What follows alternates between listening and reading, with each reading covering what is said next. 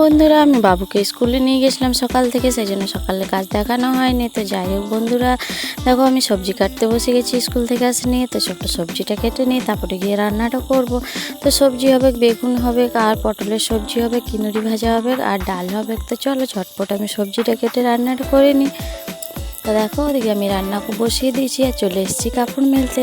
আর একটু রোদ দিয়েছে, তো ভাবলাম কাপড়গুলো আগে মেলে নিই, তারপরে গিয়ে রান্নাটা করবো। তো চলো বন্ধুরা আমি এখন কাপড়গুলো মেলে নিই। দেখো কাপড়গুলো মেলা হয়ে গেছে, চলে এসেছি আমি রান্নাঘরে।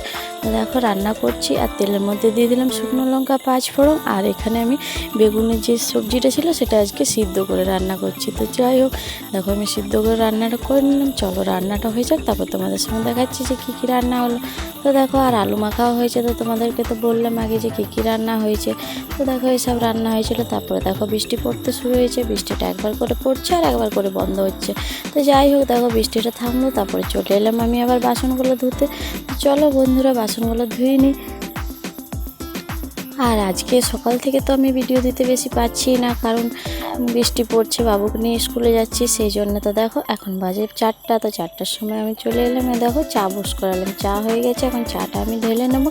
তারপরে রুটি করেছি, রুটির মধ্যে তেল দেবো। তো তেল দেওয়া রুটি আর চা খাবো, আমি খাবো, বাবু খাবে, আর আমার বর আমরাই খাবো। মেয়েটা খাবে না, মেয়েটা বললাম শুধু চা বিস্কুট খাবো। তো আজকের মিনি ব্লগটা এখানে শেষ করছি।